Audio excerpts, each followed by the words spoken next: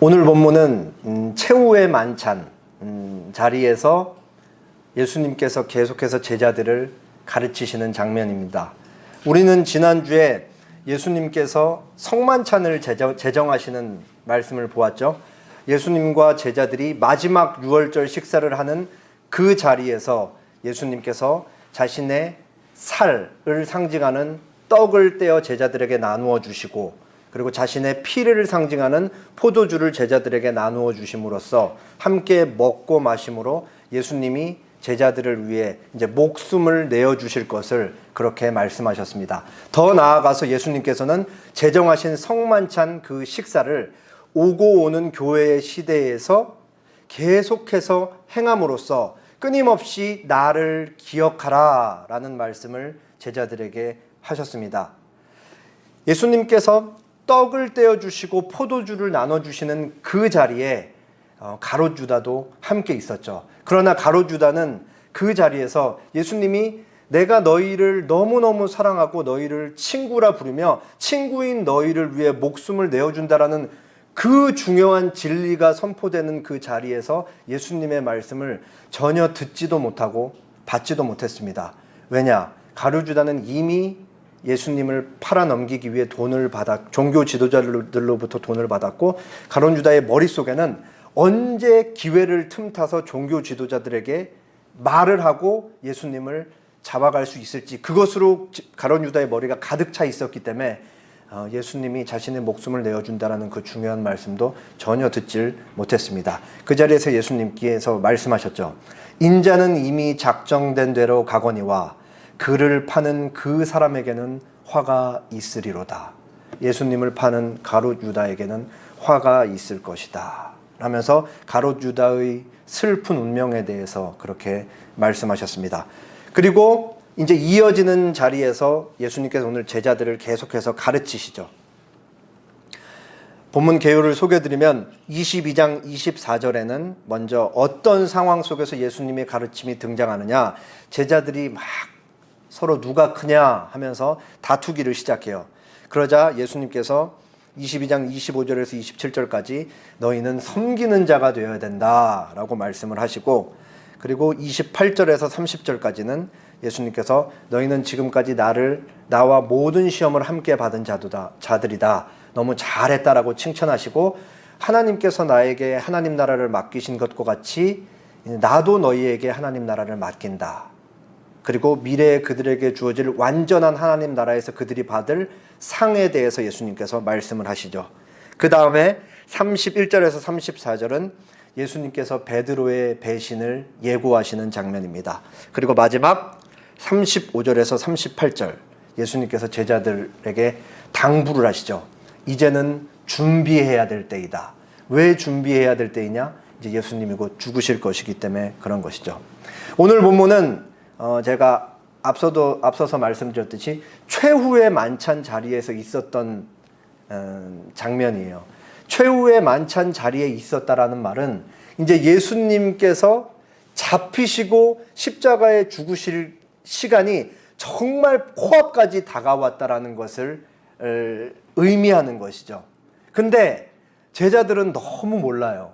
끝까지 모르고 자꾸 헛소리하고 엉뚱한 얘기하고 예수님이 하시는 말씀을 하나도 이해하지 못하고 계속해서 예수님과 겉돌아요. 오늘 보면 사실 세 단락으로 되어 있는데 제자들이 계속 예수님 하시는 말씀 이해하지 못하고 예수님과 겉도는 장면을 우리가 볼 수가 있는 것이죠.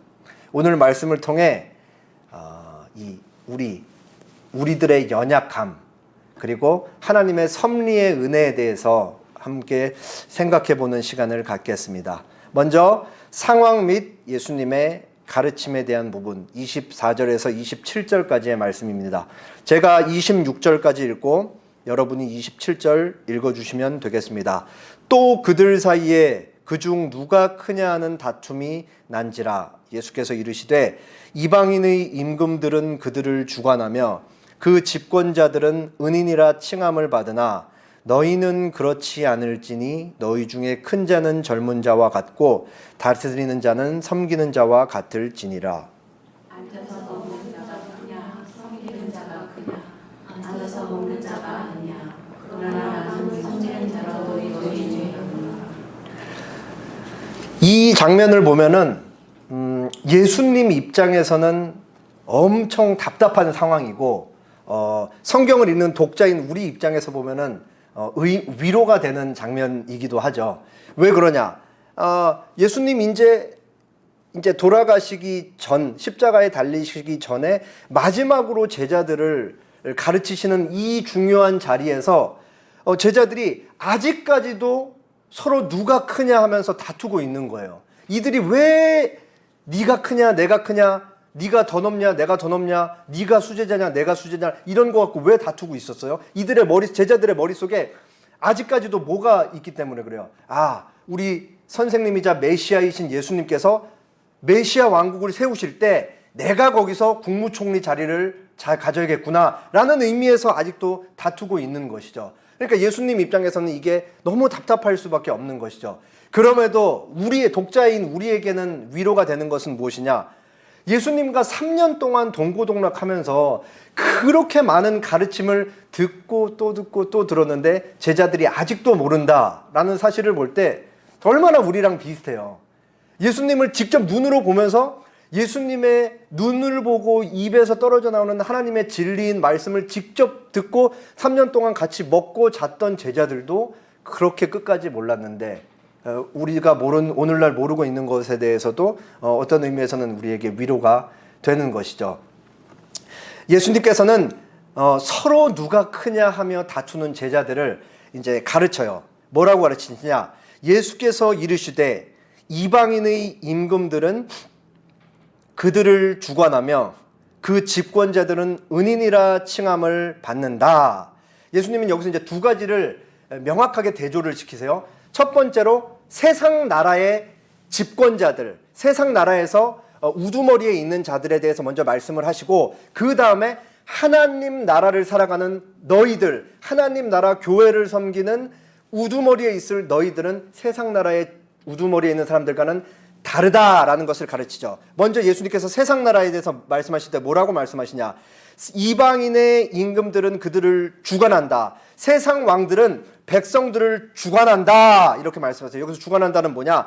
주인이 되다, 통치하다라는 의미예요. 그러니까 이 단어 자체에 어떤 개념이 전제되어 있냐면, 세상의 왕이 백성들을 다스리는 것은 힘으로 지배한다, 종속관계에 의해 다스려진다라는 것을 예수님이 가르치시는 것이죠.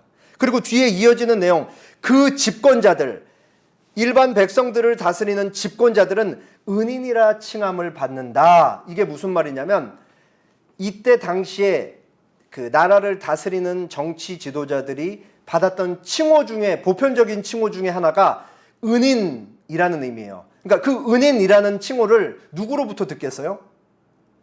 백성들로부터 듣는 거잖아요. 당신들은 우리를 잘 다스려주기 때문에 당신들은 우리의 은인입니다. 이렇게 칭호를 받는다는 얘기예요. 칭함을 받는다. 여기에도 세상 임금들은 그들의 주인이 된다라는 말과 동일한 의미가 있는 것이죠. 세상의 집권자들은 종속 관계에서 힘에 의해서 그들을 지배하고 다스림으로써 내가 너희를 잘 다스리니까 너희 오늘 하루 먹고 사는 것을 내가 책임지고 있는 것이다. 그런 의미에서 나는 너희의 은인이다. 그러니까 너희는 나를 은인이라 불러라. 이런 개념이 통용되고 있었던 거예요. 이게 당시에 은인이라 칭함을 받으나라는 것이죠. 그러니까 예수님 말씀하신 건 세상에서 지도자들이 일반 백성들을 다스리는 것은 종속관계고 힘의 원리에 의해 그렇게 돌아가는 것이다. 라는 것에 대해서 먼저 딱 얘기를 하고, 그 다음에 이제 제자들, 그러면 너희들은 어떻게 하나님 나라에서 살아가면서 교회 지도자들로서 교회에 모인 백성들을 다스려야 되느냐, 이렇게 얘기합니다. 그러나 너희는 그렇지 않을지니, 너희는 세상 원리가 돌아가는 것과는 전혀 다른 하나님 나라의 원리로 교회를 다스릴 것이다 라고 말하면서, 너희 중에 큰 자는 젊은 자와 같고 다스리는 자는 섬기는 자와 같을지니라. 여기서 이때 당시에 젊은 자는 너희 중에 큰 자, 더 높은 자리에 앉고 더 크고 높은 사람이 되고 싶은 자는 젊은 자와 같다라고 예수님이 말씀하세요. 이때 당시에 젊은 자는 어떤 자들이냐? 일을 많이 하는 사람들.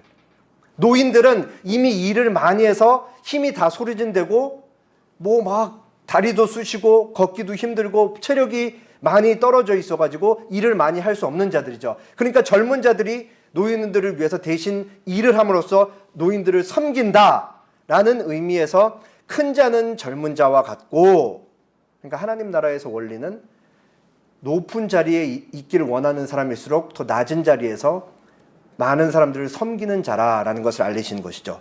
또 그 다음에 다스리는 자는 섬기는 자와 같을지니라. 세상 집권자들과는 다르게 하나님 나라에서 다스리는 자는 섬기는 자가 근본이 되어, 섬기는 것이 근본 정신이 되어야 된다라는 것을 말씀하신 거죠. 그러면서 27절에 앉아서 먹는 자가 크냐 섬기는 자가 크냐, 앉아서 먹는 자가 아니냐. 너무 당연한 말이잖아요. 앉아있는 자는 누구예요? 식사를 할 때 앉아있는 자는 누구고 서 있는 자는 누구죠? 앉아있는 자는 주인, 그리고 서 있는 자는 주인의 수종을 드는 종인 거죠. 그러니까 앉아있는 자가 당연히 더 높은 사람인 거예요. 근데 여기서 예수님이 뭐라고 했냐? 앉아있는 자가 높은 사람인 게 너무나 당연하지만 하나님 나라에서는, 그리고 하나님 나라를 섬기는 지도자들인 너희 제자들은 서 있는 자같이 섬기는 자가 되어야 한다. 그러면서 예수님께서는 항상 자기 자신이 입으로만 가르치시는 것이 아니고 먼저 실천하신 것을 그 다음에 가르치시잖아요, 항상. 예수님이 그러나 나는 섬기는 자로 너희 중에 있노라.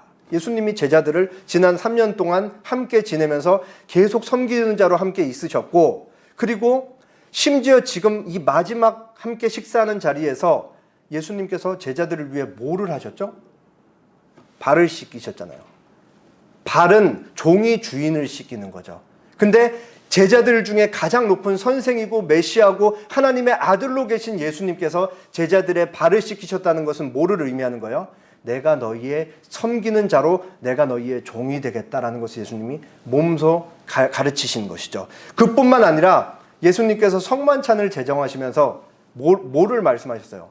나는 너희를 친구라 부르며 친구인 너희. 친구라는 말 자체가 종속의 개념이 아니고 동등하다라는 걸 가리키는 거잖아요.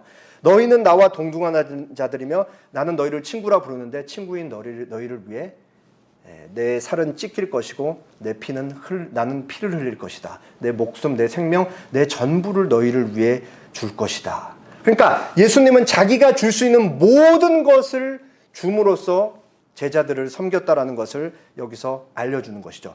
그렇기 때문에 너희도 나와 같은 자가 돼야 된다라는 것을 예수님께서 알리고 계신 것이죠. 그리고 예수님께서 하나님 나라, 제자들을 칭찬하시면서 제자들에게 미래에 주어질 하나님 나라에 대해서 또 말씀하십니다.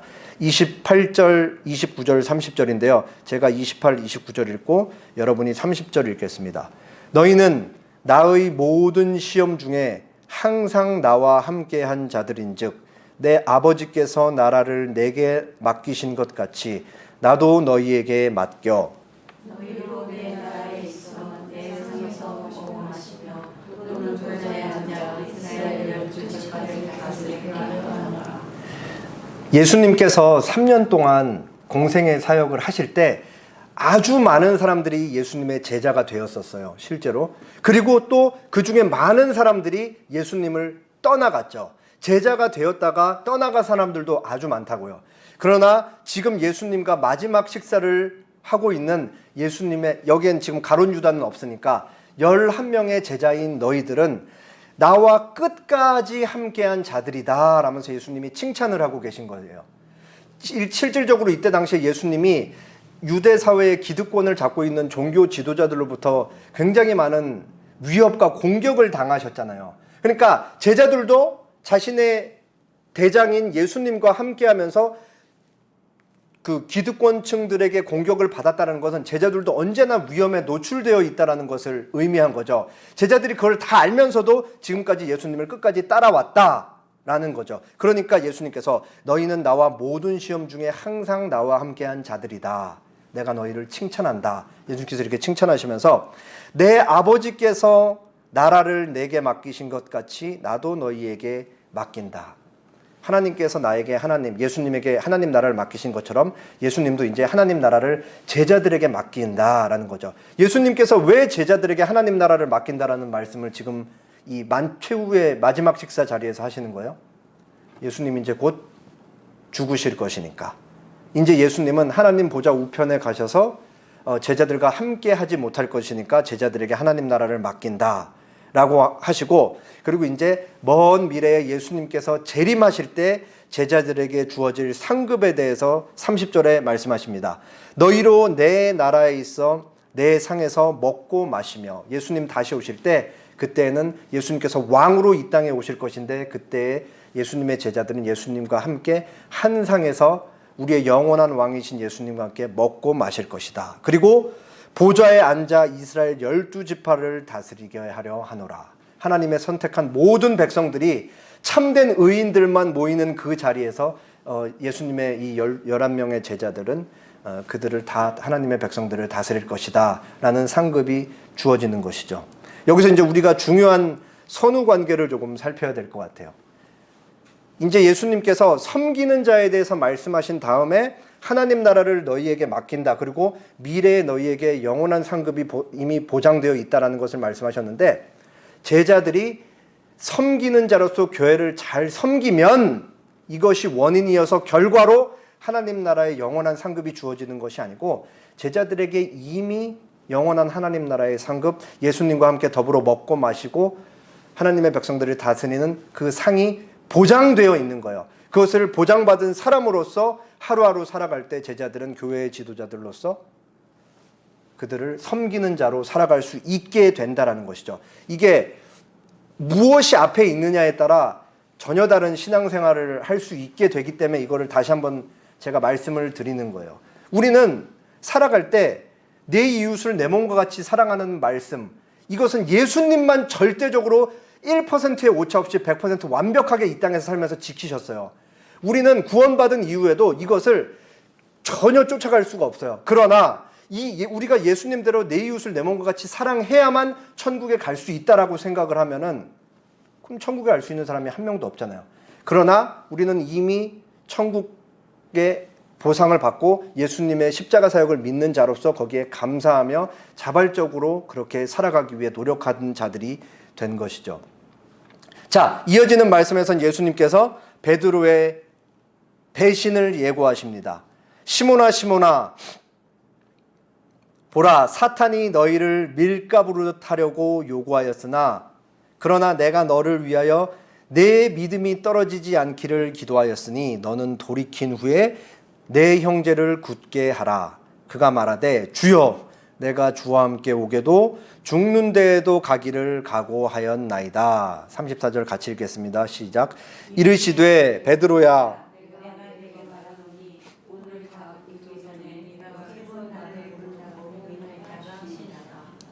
사탄은 결코 가만히 있지 않죠. 심지어 사탄은 예수님까지도 3차례에 걸쳐서 시험을 했잖아요. 3가지로.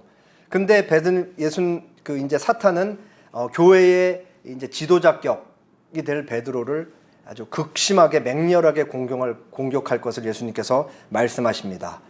베드로뿐만 아니라 이제 11명의 나머지 제자들 10명의 제자들까지 다 마찬가지죠. 근데 예수님께서 어떤 그림 언어를 사용하시냐? 사탄이 너희를 아주 맹렬하게 공격할 것인데 밀가부르듯 하려고 요구할 것이다. 어떤 이미지가 떠오르시죠?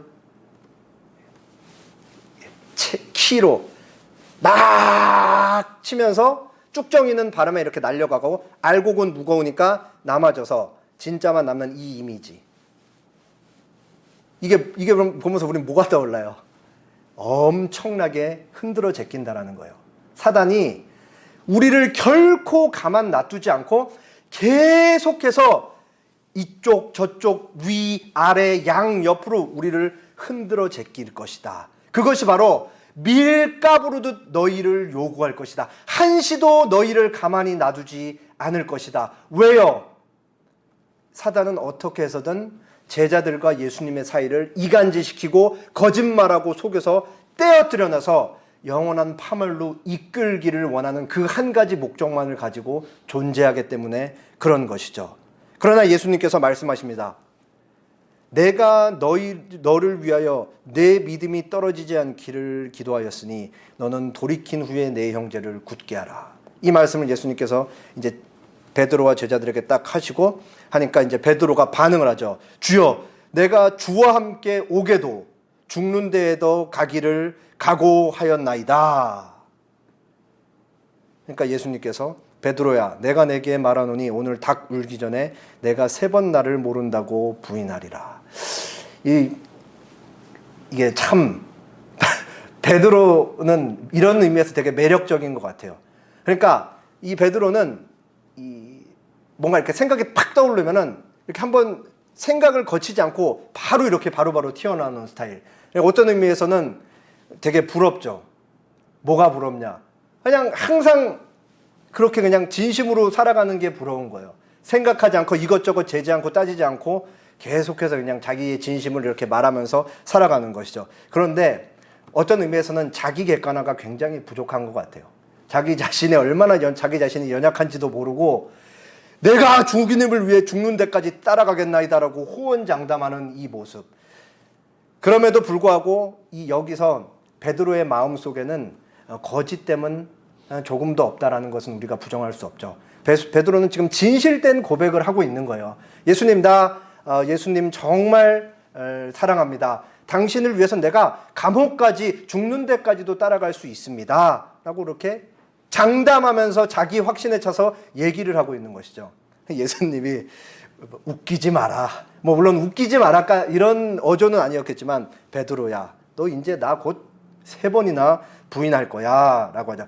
그 동일한 내용을 다루고 있는 마태복음이나 마가복음에는 베드로뿐만 아니라 지금 함께 있는 나머지 10 제자들도 우리도 베드로와 같이 끝까지 주님을 따라가겠습니다 라고 그렇게 고백을 했다는 사실을 우리가 알 수 있어요. 자, 이제 마지막 장면 보겠습니다. 35절에서 38절. 그들에게 이르시되 내가 너희를 전대와 배낭과 신발도 없이 보내었을 때에 부족한 것이 있더냐? 이르되 없었나이다. 이르시되 이제는 전대에 있는 자는 가질 것이요 배낭도 그리하고 검 없는 자는 겉옷을 팔아 살지어다. 내가 너희에게 말하노니 기록된 바 그는 불법자의 동류로 여김을 받았다 한 말이 내게 이루어져야 하리니 내게 관한 일이 이루어져 가미니라. 38절 같이 읽겠습니다. 그들이 여짜오되 주여 보소서 여기에 검들이 있나이다. 대답하시되 족하라 하시니라. 예수님께서 이제 오늘 본문이 끝나고 감람산으로 기도하러 이제 가시는데 제자들을 마지막으로 이제 제자들에게 당부하시면서 제자들을 준비시키시죠. 이제 곧 예수님 죽으실 것이니까. 그래서 뭐라고 제자들을 준비시키냐? 내가 너희를 전대와 배낭과 신발도 없이 보내었을 때에 부족한 것이 있더냐? 예수님께서 제자들을 전도 여행에 파송하셨을 때로 다시 이제 그 사건을 회상시키시는 거예요. 그때 예수님이 분명히 말씀하셨죠. 전대, 돈주머니 가져가지 마. 그리고 배낭, 여행에 필요한 최소한의 물건을 담는 주머니, 그것도 가져가지 마. 신발도 없이, 여기서 맨발 아니라고 제가 말씀드렸어요. 여벌의 신발 없이 신는 신발만 가지고 그냥 몸만 달랑 전도여행에 가라 이거예요. 예수님께서 왜 그렇게 보냈냐? 하나님이 너희를 지키실 것이다. 하나님이 너희가 배고플 때 먹이실 것이고 필요한 사람들을 영접하게 하셔서 너희에게 잘 곳을 허락하실 것이다. 제자들이 이거를 다 경험을 했어요. 하나님이 다 필요를 채워주시고 사람들이 영접하게 한 걸 이미 과거의 경험으로 갖고 있는 것이죠. 그러니까 그때 내가 너희를 이렇게 빈손으로 보냈을 때 부족한 것이 있었느냐? 제자들이 경험했으니까 없었습니다 라고 그렇게 대답을 해요. 그러니까 예수님께서 이제는 전혀 다른 얘기를 하죠. 이제는 전대에 있는 자는 가질 것이요 배낭도 그리하고 검이 없는 자는 겉옷을 팔아 살지어다. 이제는 너희가 준비를 해야 될 때다. 지금까지는 예수님께서 이 제자 공동체의 메시아이자 하나님의 아들이자 구원자이자 선생이자 대장으로서 모든 힘 있는 자들의 공격을 대신 받았지만 이제는 예수님은 죽고 교회를, 하나님 나라를 제자들에게 맡기면 예수님이 받았던 모든 박해와 핍박과 멸시와 적개심은 이제 다 제자들에게로 갈 것이기 때문에 이제 제자들을 준비시키는 거예요. 뭐라고 준비시키냐? 겉옷을 팔아 검을 사라. 이제는 너희의 여기서 실제로 무슨 물리적인 검을 사라는 것이 아니고 너희에게 이제 핍박이 있을 것이니까 준비하라라는 것을 이렇게 표현을 했던 것이죠. 그러면서 예수님께서는 이제 자기가 어떤 죽음으로 죽으실지에 대해서 한 번 더 말씀을 하십니다. 기록된 바 그는, 여기서 예수님 메시아죠, 불법자의 동류로 여김을 받았다 한 말이 내게 이루어져야 하리니 내게 관한 일이 이루어져 가매니라. 이사야서 53장 12절 말씀을 예수님께서 끌어다가 인용하시면서 제자들에게 말씀하신 거예요. 이사야서 53장 12절에는 이 해당 부분만 읽어드리면, 이는 그가 자기 영혼을 버려 사망에 이르게 하며 범죄자 중의 하나로 헤아림을 받았음이니라. 그러나 그가 많은 사람의 죄를 담당하며 범죄자를 위하여 기도하였느니라. 잘 보세요.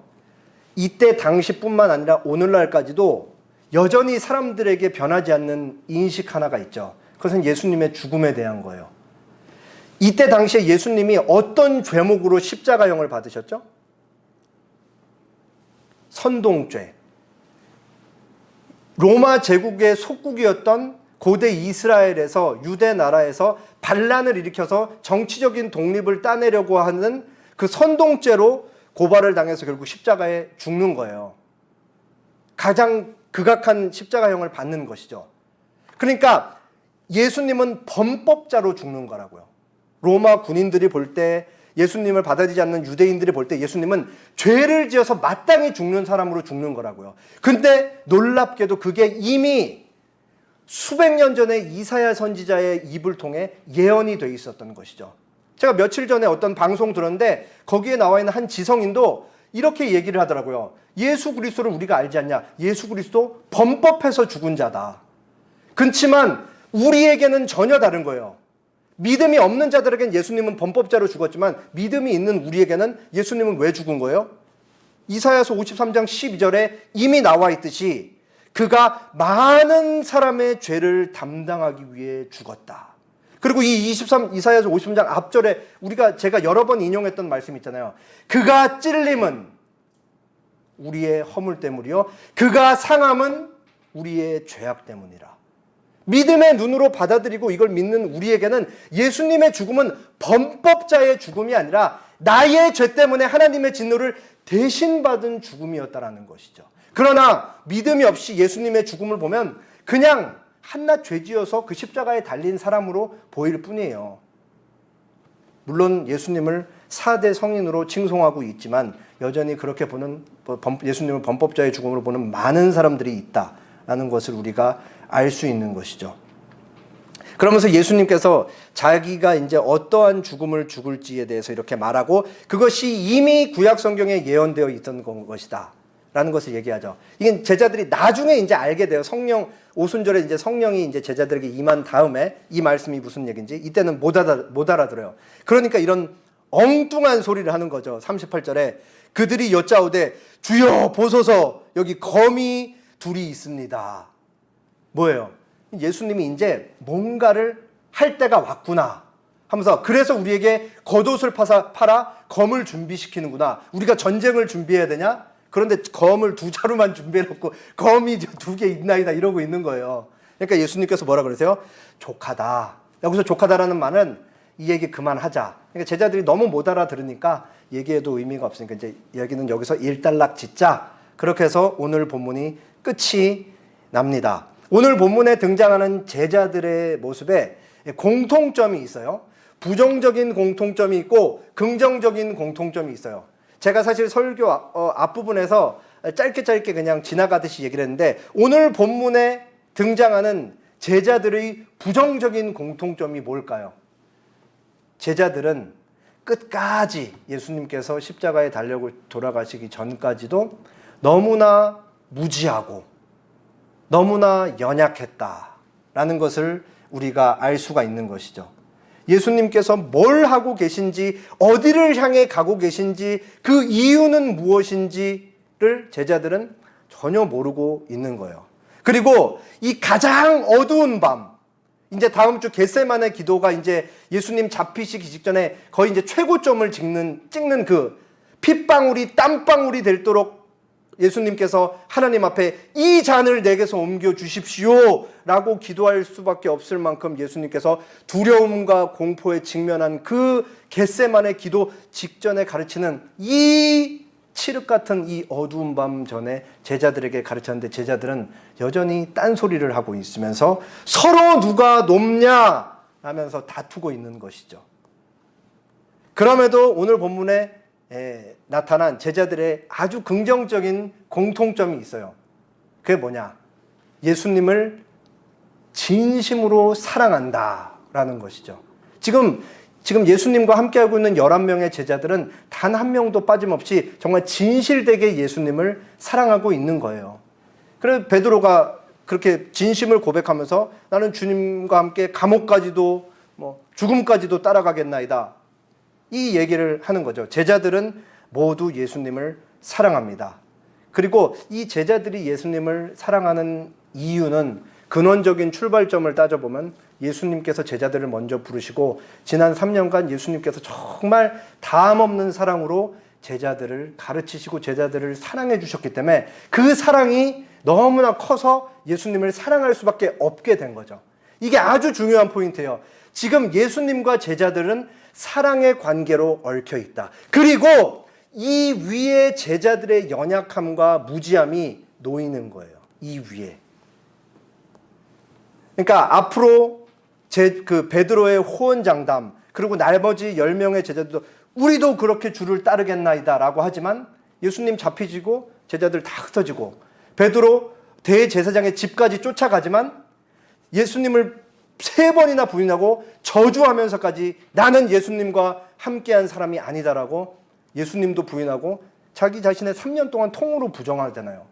제자들 이제 곧 실패할 거라고, 이제 몇 시간 뒤면.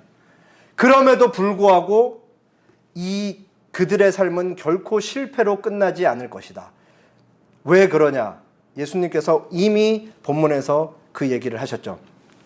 31절에 시몬아 시몬아 보라, 사탄이 너희를 밀가부르타라고 요구하였으나 그러나 내가 너희를 위하여 내 믿음이 떨어지지 않기를 기도하였으니 너는 돌이킨 후에 내 형제를 굳게 하라. 제자들의 실패가 실패로 끝나지 않을 수 있는 이유, 그리고 매일 우리들이 하는 실패가 실패로 끝나지 않을 수 있는 이유, 예수님이 벌써 말씀을 하셨던 거죠. 모든 그리스도인의 삶에는 항상 사단이 밀가부르듯 흔들어 제끼는 공격과 시험이 있을 것이다. 그리고 더 무서운 사실은 우리는 매일 살아가면서 사실 뭐가 사탄의 공격인지조차 잘 모르면서 살아가고 있다는 거예요. 왜냐? 사탄은 눈에 보이지 않기 때문에. 그럼에도 불구하고 사탄은 항상 우리를 굉장히 극심한 공격을 통해, 위협을 통해, 유혹을 통해 우리를 공격하고 있다는 것은 사실이죠. 그러나 예수님께서 뭐라고 하시냐? 너를 위하여 내 믿음이 떨어지지 않기를 내가 기도한다. 지금 승천하신 예수님께서 하나님 보좌 우편에서 지금 실시간으로 우리를 위해 기도하고 있잖아요. 예수님의 기도는 완전한 기도예요. 예수님의 기도는 완전한 지혜와 완전한 지식으로 하나님께 우리를 위해 드리는 기도인 거죠. 그러니까 예수님의 기도는 반드시 응답될 수밖에 없는 거예요. 우리가 하는 기도는 못 모르고 하는 기도, 나쁜 거를 구하는 기도, 좋은 거를 구하는 기도 다 섞여 있지만 예수님의 기도는 다 완전한 지혜와 지식에 근거한 기도이기 때문에 예수님께서 우리의 믿음이 떨어지지 않기 위해서 하는 기도는 완벽하게 응답되는 기도죠. 그걸 누가 들으시냐? 전능하신 하나님께서 들으시는 거예요. 그냥 기도만 듣고 끝나는 것이 아니라 우리의 믿음을 실질적인 우리 매일의 삶 속에서 지킬 수 있는 완전한 능력을 가지신 성부 하나님께서 우리의 기도를, 예수님께서 하신 기도를 응답을 하는 것이죠. 그러니까 이 완전한 기도와 완전한 능력을 통해 우리의 믿음이 지켜지고 있으니까 우리는 결코 완전하게 떨어질 일이 없다. 사탄이 우리를 결코 완벽하게 파멸시킬 수가 없을 것이다. 어떻게 해서는 우리와 하나님 사이를 이간질해서 떨어뜨려 놓으려고 하지만 우리는 결코 그와 같은 처지로 떨어지지 않을 것이다라는 걸 우리가 알 수 있죠. 내가 너희를 위해 기도하고 있다. 그 말은 곧 내가 너희를 끝까지 지키겠다라는 말과 같은 의미인 것이죠. 그러면서 예수님께서 뭐라고 말씀하시냐? 너는 돌이킨 후에 너희의 형제를 굳게 하라. 너의 실패가 실패로 끝나지 않을 것이다. 너가 실패를 경험하면서 하루하루 살아가지만 지금 베드로의 입장에서는 호언장담하지만 몇 시간 뒤에 예수님을 3번이나 부인할 건데 그게 실패로 끝나지 않을 거예요. 왜냐? 예수님이 다시 베드로를 찾아오셔서 네가 나를 사랑하느냐? 라고 하면서 베드로를 다시 한번 세워주시고 이제 초대교회 예수님을 위해 열심히 살아갈 때 베드로의 머릿속에는 베드로의 기억 속에는 계속 뭐가 남아있는 거예요? 예수님을 끝까지 따르겠다라고 호언장담했음에도 3번 저주하면서 부인할 수밖에 없었던 자신의 그 인간의 연약함이 베드로를 계속 따라다니는 거예요. 그러니까 비로소 사람을 세울 수가 있는 것이죠. 한 번도 실패를 경험하지 않고 너무 잘나고 너무 당당하면 연약하고 약한 사람들을 어떻게 이해를 하겠어요. 그렇지만 베드로는 자기가 이 실패를 그 실패의 밑바닥 끝까지를 경험했기 때문에 비로소 이제 실패하는 사람들을 이해할 수 있게 되는 것이죠. 이게 얼마나 좋아요. 베드로의 실패가 실패로 끝나지 않는다. 왜냐? 하나님께서 그것을 그 실패까지도 사용하시고 그 실패 속에서도 예수님을 닮아가는 그 무언가 구체적인 것을 만들어내고 계신다라는 것을 예수님이 그렇게 말씀하고 계신 것이죠. 그리고 이 시간까지도 하나님이 다 허락하시고 기다리신다. 거기서 우리는 뭔가 만들어지고 있다라는 것을 그렇게 알 수 있다는 것이죠. 요셉의 삶을 잘 기억해 보세요. 요셉. 야곱의 12아들들, 야곱의 아들들 중에 요셉은 거의 이제 거의 막내로 태어났는데 야곱이 요셉을 제일 사랑했잖아요. 그래서 이제 거의 이제 장자 대우를 해줬는데 형들이 요셉을 얼마나 미워했어요. 그렇고 이제 요셉이 그 꿈에 대해서 형들한테 말하자 이제 형들이 항상 안 그래도 요셉에 대한 못마땅한 감정과 증오심을 갖고 있었는데 꿈에 대해서 딱 얘기해. 당신들 꿈에서 다 절하더이다. 그러니까 형들이 확가닥 돈 거예요. 그래서 요셉 죽이자 해가지고 죽이려고 하다가 죽이진 않고 이집트의 종으로 팔아버리잖아요. 이게 요셉의 나이 17살 때였어요. 그리고 요셉이 이집트의 종으로 팔려서 긴 시간 동안 어떤 신분으로 살아가요? 노예 종의 신분으로 살아간다고요. 이 기간에 대해서 시편 기자가 뭐라고 얘기하고 있냐? 시편 105편 17절에서 19절. 그가 한 사람을 앞서 보냈으며 요셉이 종으로 팔렸도다. 그의 발은 착고를 차고 그의 몸은 쇠사슬에 매였으니 곧 여호와의 말씀이 응할 때까지라. 그의 말씀이 그를 단련하였도다. 하나님께서 요셉을 단련하였도다. 이런 내용인데 요셉의 입장에서 보면은 요셉의 발은 착고에 차이고 요셉의 몸은 쇠사슬에 매여 있는 노예의 삶. 그러니까 17살부터 이제 총리가 되기까지 하나님의 섭리의 뜻을 알기까지 이 긴 몇십 년 동안 시간 동안 요셉이 계속 실패를 경험하면서 헤매고 살았다라는 것을 얘기하고 있는 것이죠. 요셉은 계속 허둥대면서 살았던 거 아니에요. 아니 내가 뭘 잘못했지? 요셉은 그 꿈 얘기한 거 자기 잘못이고 이런 거 생각이 전혀 없으니까 내가 왜 선택하지도 않았는데 내 아버지 형제들의 품에서 이렇게 떠나보내져서 다른 나라에서 언어도 통하지 않는 데서 종살이를 해야 되지? 이 생각을 계속하면서 매일매일 실패를 맛보면서 그렇게 살았던 거잖아요. 그런데 이제 한참 시간이 지난 뒤에 하나님께서 요셉을 애굽의 총리로 세우시고 형제들이 요셉 앞에서 머리를 조아리면서 왔을 때 그때 요셉이 하나님이 왜 나를 먼저 이곳에 보냈는지를 그 하나님의 그 역사를 주관하고 하나님이 다스리는 섭리의 은혜를 깨닫게 되는 거예요. 그러면서 요셉이 같이 있는 그 앞에 있는 형들에게 뭐라고 고백하냐? 당신들은 나를 해하려고 하였지만 하나님은 그것을 선으로 바꾸사 오늘과 같이 많은 백성의 생명을 구원하게 하려 하셨습니다. 라고 이렇게 고백을 하는 거예요. 긴 시간 동안 매일매일 쓴맛을 보고 내가 지금 어디로 가는지 뭘 하고 있는지 허둥대는 삶을 살아가면서 어느 순간 지나봤더니 하나님이 이래서 나를 먼저 보냈구나. 하나님이 약속을 주신 언약 백성들을 지키시기 위해, 그들을 굶겨 죽이시지 않기 위해 그들에게 주신 약속을 끝끝내 이루시고 지키시기 위해서 나를 여기에 먼저 보내서 애굽의 종살이를 하게 하시고 이 사람들을 살리기 위해 나를 이렇게 애굽의 총리로 세웠구나 라는 하나님의 섭리에 대한 명확한 인식이 생기는 것이죠. 과거에는 매일 실패를 맛보고 살았지만 하나님이 어떻게 나의 개인의 인생을 다스려 가시는지, 세상을 경영해 가시는지에 대한 깨달음이 생겼던 것이죠. 그래서 겉으로 보여지는 요셉의 삶은 일정 시기 동안 분명히 실패한 삶이었지만 사실은 나중에 놓고 보니까 그것이 하나도 실패한 삶이 아니었다. 하나님께서 그 사이 동안 뭔가를 계속해서 만들고 계셨다라는 것을 우리가 알 수 있죠. 그래서 신약 성경에서는 이 하나님의 섭리를 사도 바울은 이렇게 얘기를 합니다. 로마서 8장 28절. 우리가 알거니와 하나님을 사랑하는 자, 곧 그의 뜻대로 부르심을 입은 자들에게는 모든 것이 합력하여 선을 이루느니라. 하나님께 사랑을 받았기 때문에 비로소 하나님을 사랑할 수 있게 된 자, 바로 우리죠. 다른 말로 바울이 뭐라고 표현하냐? 하나님의 뜻대로 부름을 받았기 때문에 하나님을 사랑하게 될 수 있게 된 자. 그 우리 모든 자들에게는 모든 것이 합력하여 선을 이룬다. 요셉의 예에서 봤죠. 형들이 지은 죄까지도 하나님이 합력하여 그것을 선으로 바꿔서 사용하시고, 우리 매일의 실패까지도 사용하시고, 우리의 온전하지 못함, 연약함, 무지까지도 하나님께서 다 사용을 하셔서 합력하여 선을 이룬다.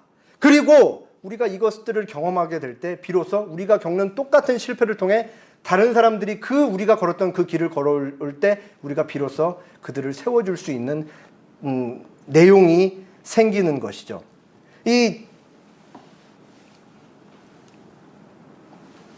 제가 그냥 개척하고 이렇게 지내면서 얼마나 저도 헤매면서 사는지 모르겠어요.